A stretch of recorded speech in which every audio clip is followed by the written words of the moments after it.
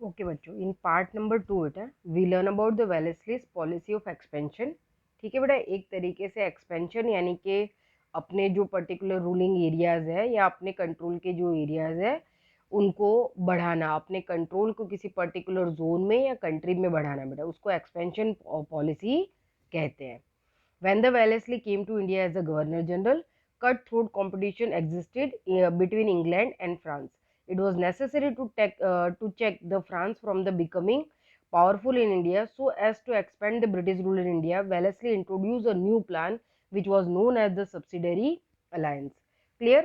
अब यहाँ पे बेटा एक बहुत ही इंपॉर्टेंट पॉइंट समझने वाला है कि जब वेलेस्ली इंडिया आए और इंडिया के गवर्नर जनरल बने, उस समय इंडिया के अंदर दो यूरोपियन नेशन यानी कि ब्रिटिशर्स और फ्रेंच, ठीक है, फ्रांस और इंग्लैंड के बीच में एक तरीके से देखा जाए तो बेटा कट थ्रोट, एक तरीके से बहुत ही ट्रेडिंग कंपटीशन चल रहा था।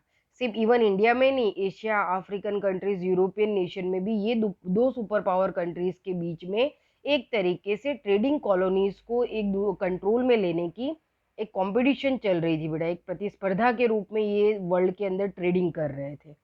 और कहीं ना कहीं इंग्लैंड और जिसके ब्रिटिश ट्रेडर्स थे बेटा, उन्होंने ये चीज समझ ली थी कि अगर हमको एशियाटिक कंट्रीज के अंदर अपने ट्रेडिंग उसको मोटिव को बहुत ज्यादा सक्सेसफुल वे में वो करना है, तो हमको कहीं ना कहीं फ्रांस को इंडिया के अंदर पावरफुल बनने से रोकना पड़ेगा। अगर इंडिया के ट्रेडिंग हब्स के ऊपर फ्रांस का हमसे ज़्यादा कंट्रोल रहा, तो हम कभी भी एशियाटिक कंट्रीज के अंदर और इंडिया के अंदर हम ट्रेडिंग के बेनिफिट्स ज़्यादा ले पाएंगे नहीं। इस वजह से कहीं ना कहीं सबसे पहले तो उन्होंने फ्रांस की जो कंपनी थी, जिसको फ्रेंच ईस्ट इंडिया कंपनी कहते हैं, जैसे इंग्लैंड की कंपनी थी उसको ब्रिटिश ईस्ट इंडिया कंपनी कहते थे, वैसे ही फ्रेंच ईस्ट इंडिया कंपनी थी। और कहीं ना कहीं ब्रिटिश ईस्ट इंडिया कंपनी और फ्रेंच ईस्ट इंडिया कंपनी, इन दोनों के बीच में एक कट थ्रोट कॉम्पिटिशन चल रहा था। क्लियर? आगे चैप्टर में आप देखोगे कि इन दोनों के बीच में भी कंप्लीटली बेटा 3 to 4 टाइम इंडिया के अंदर 3 टाइम वॉर हुई थी। इन 3 टाइम वॉर में ज्यादातर जो है वो फ्रेंच आर्मी जो है डिफीट हो गई, और धीरे धीरे जो फ्रेंच कॉलोनीज है बेटा, वो इंडिया के कुछ चंद्रनगर, माहे, कराईकल, ऐसे कुछ 4-5 ट्रेडिंग कॉलोनीज के अंदर सिमट कर रह गई। और फ्रेंच को इंडिया के अंदर के पूरे बड़े स्टेट्स के अंदर अपनी ट्रेडिंग कॉलोनीज बनाने का वो चांस जो है ब्रिटिशर्स ने दिया नहीं, यानी कि इंग्लैंड ने दिया नहीं, क्योंकि वो ये चाहते ही नहीं थे। क्लियर? जैसे पोर्टुगल थे, वो दीव दमन गोवा तक सिमट के रह गए, हमने चैप्टर नंबर फर्स्ट में देखा। वैसे ही फ्रेंच जो है बेटा, वो चंद्रनगर, माहे, कराईकल, ये सब कॉलोनीज तक एक तरीके से ज्यादातर नीचे का जो साउथ इंडिया के कुछ पर्टिकुलर पार्ट है, तो साउथ और वेस्टर्न घाट और ईस्टर्न घाट के कुछ 2-3 पोर्ट्स इस साइड बेटा और 2 पोर्ट्स उस तरफ, इस तरीके से फ्रेंच कॉलोनीज जो है सिमट के रह गई। और मोस्टली इंडिया के बेटा 90% पार्ट के ऊपर ब्रिटिशर्स ने अपने ट्रेडिंग कॉलोनीज को हर एक स्टेट में एस्टेब्लिश कर दिया था। ओके? और कहीं ना कहीं इसमें वेलेस्ली का जो सब्सिडरी अलायंस सिस्टम है बेटा, एक तरीके की जो ट्रिटी थी, उसने एक बड़े बिग प्लान के रूप में काम किया। ये सब्सिडरी अलायंस सिस्टम एक तरीके का बेटा ऐसा मतलब ट्रैप था, एक तरीके का जाल था, जिसमें हमारे जो रूलर्स थे बेटा, वो अपनी लालच की वजह से फंसते चले गए, और कहीं ना कहीं उनको अंदाजा भी नहीं लगा कि जो सब्सिडरी अलायंस सिस्टम, हालांकि सब्सिडरी का मतलब होता है सहायकारी योजना बेटा, सब्सिडरी का मतलब क्या होता है? सहायकारी। ठीक है, सब्सिडीज देना, सहायकारी योजना। लेकिन ये सहायकारी योजना नहीं थी बेटा। सब्सिडरी अलायंस सिस्टम को हमेशा हम हिस्टोरिकल वे में स्लो पॉइजन या स्वीट पॉइजन, ये दोनों वर्ड से जानते हैं, यानी कि एक तरीके का धीमा जहर बराबर और मीठा जहर, दोनों हर अलग अलग बुक्स में कहीं स्लो पॉइजन यूज हुआ है बेटा, तो कहीं स्वीट पॉइजन यूज हुआ है। हमेशा इस ट्रिटी को इस तरीके का संबोधन दिया जाता है, जैसे कभी अपने दुश्मन को मारना हो या उसको अपने कंट्रोल में लेना हो, तो बहुत थोड़ा पर्टिकुलर जो पर्सन होता है वो वेट एंड वॉच की पॉलिसी में रहता है और धीरे धीरे धीरे उसको खत्म करता है। तो सब्सिडरी अलायंस एक ऐसी पॉलिसी थी जो रूलर्स को बहुत बड़े बड़े सपने दिखाती थी बेटा, कि आप अगर इस पॉलिसी को एक्सेप्ट करोगे, इस पॉलिसी के मेंबर बनोगे, तो आपको इतने सारे बेनिफिट मिलेंगे। रूलर शुरुआती दौर में तो पॉलिसी की जो टर्म्स एंड कंडीशन थी, जो मैं अभी आपको बताऊंगी, उन टर्म्स एंड कंडीशन को देख के जो है रूलर्स काफी खुश हो जाते थे। उनको ऐसा लगता था कि अरे हमारे हाथ में तो क्या लग गया है। लेकिन बाद में धीरे धीरे उनको अपनी गलतियों का एहसास हुआ। तो जो नीचे के पर्टिकुलर पॉइंट्स है इनको मैं वन बाय वन आपको क्लियर करते जा रही हूँ, जिससे आपको पता चल जाएगा कि किस तरीके से हमारे जो रूलर है वो वेलेस्ली के सब्सिडरी अलायंस की पॉलिसी का एक तरीके से पहले तो उस कंडीशंस को उन्होंने माना, लेकिन ये उनकी एक बहुत बड़ी गलती थी। देखो कि as per the scheme any princes state that accepted the alliance had to keep and maintain the British army as well as keep a British representative in the royal court. बराबर। अब ये जो आपका पूरा पैराग्राफ है ना बेटा, ये इसको मैं टर्म्स एंड कंडीशन के अकॉर्डिंग लेती हूँ, यानी कि जो चीजें यहाँ पे लिखी है उसको मैं पॉइंट्स में आपको समझा देती हूँ तो बहुत क्लियर हो जाएगा। कि सबसे पहले तो बेटा कि the army trained by the East India Company government will be provided to the state that accept the system. Okay, ये मेरा फर्स्ट सेंटेंस थोड़ा सा समझना, जो आपकी बुक में अलग तरीके से लिखा हुआ है कि जो भी पर्टिकुलर स्टेट इस सब्सिडरी अलायंस सिस्टम का पार्ट बनेगा बेटा, इन टर्म्स एंड कंडीशन को मानेगा, उसको ब्रिटिश आर्मी जो है, ट्रेंड आर्मी जो है, वो उसकी आर्मी का हिस्सा बनेगी। यानी कि जो रूलर्स होते थे उनको तो ऐसा लगता था कि अरे ब्रिटिशर्स की इतनी स्ट्रॉन्ग मॉडर्न वेपन के साथ वाली आर्मी जब मेरी आर्मी के साथ जुड़ जाएगी तो मेरे तो मतलब मेरा पावर, मेरा कंट्रोल कितना ज़्यादा बढ़ जाएगा। मैं अपने किसी भी दुश्मन को जो है वो ललकार सकता हूँ, मैं किसी को भी मतलब एक तरीके से अपने सामने झुका सकता हूँ। इस तरीके की सोच के साथ बहुत सारे रूलर्स जो थे बेटा, उन्होंने सब्सिडरी अलायंस सिस्टम को, सबसे फर्स्ट वाला ये जो पॉइंट मैंने बोला ना बेटा, यही सबसे ज़्यादा उनके लिए थोड़ा सा वो था जिसकी लालच में वो फंसते चले गए। क्लियर। एक तरीके का जो वेलेस्ली ने जाल बिछा दिया था बेटा ये टर्म्स एंड कंडीशन का, और उनको अंदाजा ही नहीं लगा। अब ये जो आपका पॉइंट लिखा है कि as per the scheme any princely state that accepted the alliance had to keep and maintain the British army.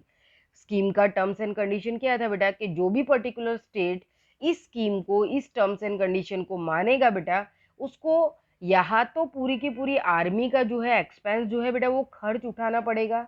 अगर वो उस खर्च को नहीं उठाते हैं तो उस खर्च के जितना अगर पैसा या इनकम निकल सके, उतना बड़ा एक पर्टिकुलर जो जोन है बेटा, वो जोन जो है वो ब्रिटिशर्स को उनको वो प्रोविंस जो है वो इक्वलेंट इनकम वाला जो है वो ब्रिटिशर्स को उनको देना पड़ेगा।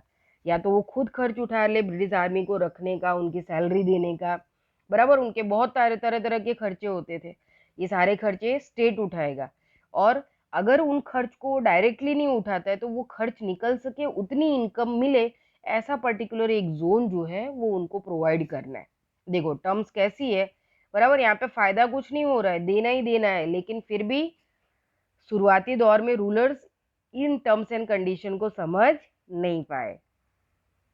अब देखो this way the British could maintain, और फिर दूसरा टर्म, दूसरी एक टर्म्स एंड कंडीशन क्या की थी कि हमेशा रॉयल कोर्ट के अंदर एक ब्रिटिश रिप्रेजेंटेटिव को क्या करना है बेटा, प्रेजेंट रखना है। हमेशा एक ब्रिटिश रिप्रेजेंटेटिव जो है वो रॉयल कोर्ट में प्रेजेंट रहेगा। यानी कि जो राजा का दरबार होता था बेटा, उस रॉयल कोर्ट के अंदर हमेशा एक ब्रिटिश रिप्रेजेंट, आपने झांसी की रानी वाला जो सीरियल है वो कई बार देखा, इवन आपने मूवी देखी है, बराबर। ये भी पर्टिकुलर वो स्टेट था जिसने ब्रिटिशर्स की सब्सिडरी अलायंस सिस्टम को एक्सेप्ट कर लिया था बेटा। और हमेशा वो ब्रिटिश रिप्रेजेंटेटिव जो है रॉयल कोर्ट में बैठा रहता था बेटा। तो क्या होता था कि कोर्ट के अंदर जो कुछ भी कामकाज हो रहा है उसकी सारी इंफॉर्मेशन उसके पास होती थी, और वो कहीं ना कहीं ये सारी इंफॉर्मेशन अपने डिपार्टमेंट तक पहुंचाता था। यानी जो पर्टिकुलर रूलर है, उसके मिनिस्टर्स है, वो अपने तरीके से कोई भी काम अपने स्टेट के लिए नहीं कर पाते थे, वो सारी जानकारी ब्रिटिशर्स के पास होती थी। This way the state were not allowed, sorry, British could maintain their army without spending any money. एक तरीके से देखा जाए तो ब्रिटिशर्स जो है अपनी आर्मी को मेंटेन कर रहे थे, और एक भी पैसा ब्रिटिशर्स का खर्च नहीं हो रहा था। क्यों?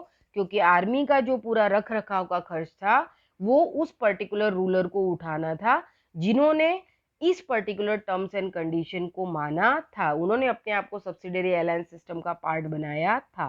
However the princely state were not allowed to utilize the army at their own will, बराबर। लेकिन दूसरी एक टर्म्स एंड कंडीशन बहुत ऐसी थी बेटा कि जो प्रिंसली स्टेट था वो अगर अपनी आर्मी को अपने किसी दुश्मन के विरोध में यूज करना चाहती है, वो अगर वॉर करना चाहती है, जैसे कि लिखा है बेटा कि without the permission of the company the state will not वेगेट द वॉर और sign a treaty with the other state. Clear.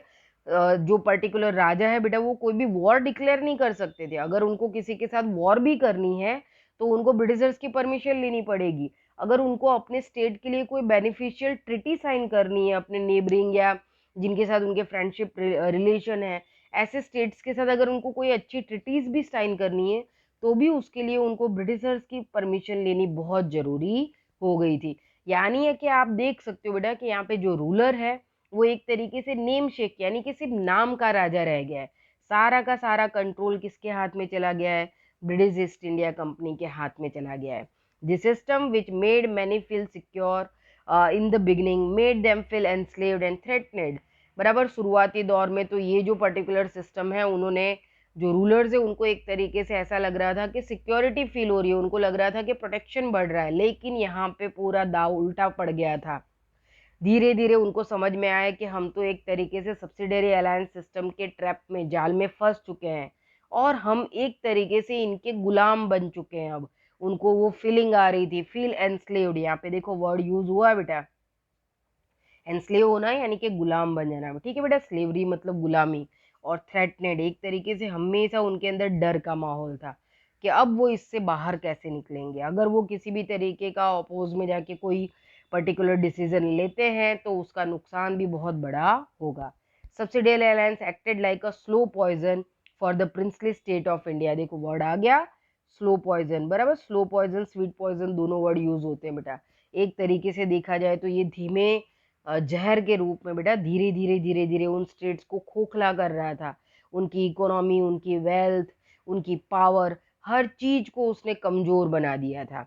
The Indian states that became the victim of subsidiary alliance were Hyderabad, Mysore, Ayodhya, Jodhpur, Gaikwad. Clear? यहाँ पे लंबा चौड़ा list है बेटा कि वो कौन से स्टेट्स हैं जो सब्सिडियरी अलायंस सिस्टम के ट्रैप में फंसते चले गए। ओके, तो यहाँ पे आपको पूरे नाम दिए हैं जैसे कि Hyderabad, Mysore, Ayodhya, Jodhpur, Gaikwad of Vadodara, Peshwas of Pune and Scindias of Gwalior. Okay, ये पर्टिकुलर वो स्टेट हैं जो सब्सिडियरी अलायंस सिस्टम के टर्म्स और कंडीशन को जिन्होंने माना बेटा, और वो इस ट्रैप में कहीं ना कहीं फंस गए। सबसे पहले किसने एक्सेप्ट किया था बेटा subsidiary alliance system? Nizam of Hyderabad. किन्होंने एक्सेप्ट किया था बेटा? निजाम ऑफ हैदराबाद। यहाँ पे देखते हो ये अक्सर आपको ऑब्जेक्टिव क्वेश्चन में आता है बेटा कि इन्होंने फर्स्ट टाइम जो है विक्टिम बने थे सब्सिडियरी अलायंस सिस्टम का।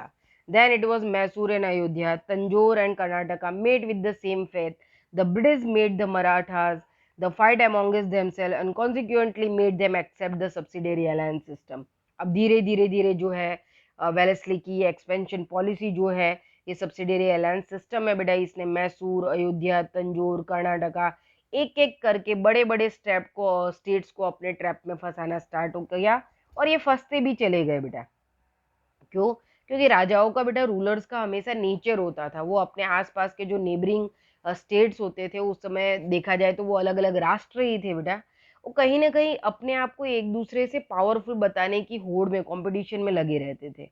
और वो ये समझ नहीं पाए कि ब्रिटिशर्स हमारे बीच के इसी मनमुटाव का फायदा उठा रहा है। बराबर, उन्होंने मराठास को भी एक तरीके से इस तरीके से तोड़ने का काम किया, और महाराष्ट्र से लेके नीचे का जो पूरा साउथ का पार्ट है बेटा, धीरे धीरे उन्होंने अपने कंट्रोल में लिया। ओके, अब नेक्स्ट देखो पैराग्राफ में क्या लिखा है।